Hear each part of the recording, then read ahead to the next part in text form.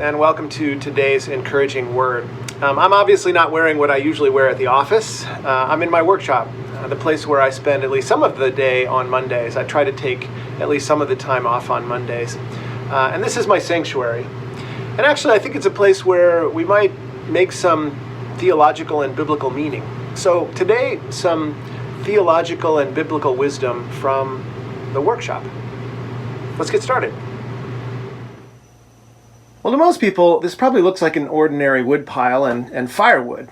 It's actually not. In Psalm 118, we encounter the line, "The stone that the builders rejected has become the chief cornerstone." And all the gospel writers mentioned this line to talk about Jesus, one whose society that people thought was valueless has become the most valuable. And so this is actually wood that is capable of becoming something very beautiful.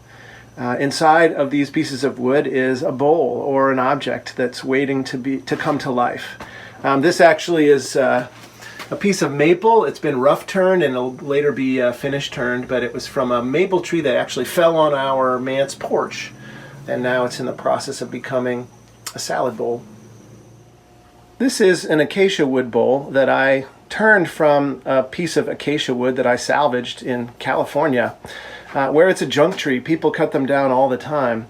But this is among my most favorite woods to turn because it tends to have really beautiful figure. Some people call it grain, it's actually called figure. All those beautiful patterns. This came from a piece of firewood. So once again, this looks like a piece of firewood, but you might not realize that there's a defect in this wood that makes it rather beautiful. The technical term for it is spalting. The ordinary term would be incipient rot. There are little spores in the wood that begin the decaying process when the wood is still wet.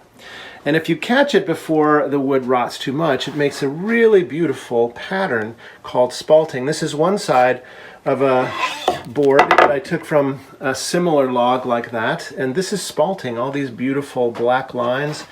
And I think this is actually maple, that's beech, and it creates these incredibly beautiful lines. Here's another example in a piece of beech. So, sometimes we have things in us that might seem like defects, but often they're the things that make us who we are and make us beautiful. I think God loves us in some ways because we're not ordinary or predictable, that there are things about us that, sometimes we may be tempted to think of as defects, but maybe they are the very things that make us beautiful. Well, the last lesson from the workshop, at the beginning of Genesis, God creates order out of chaos and creates something beautiful out of chaos. And I'm always challenged to sort of think about who I am as I work in the workshop. Am I a person who is really fastidious about keeping order? And I'm not. I kind of clean everything up and then it all gets messy, but I have to keep trying to remind myself that God creates order out of chaos, and part of this is a process of allowing that to happen. So here's a shot of the chaos of my workshop. I really love it here. In any case, y'all, I hope you've enjoyed a little tour of my workshop. I've really enjoyed showing it to you, and God bless all of you. I hope that you're staying healthy and staying well.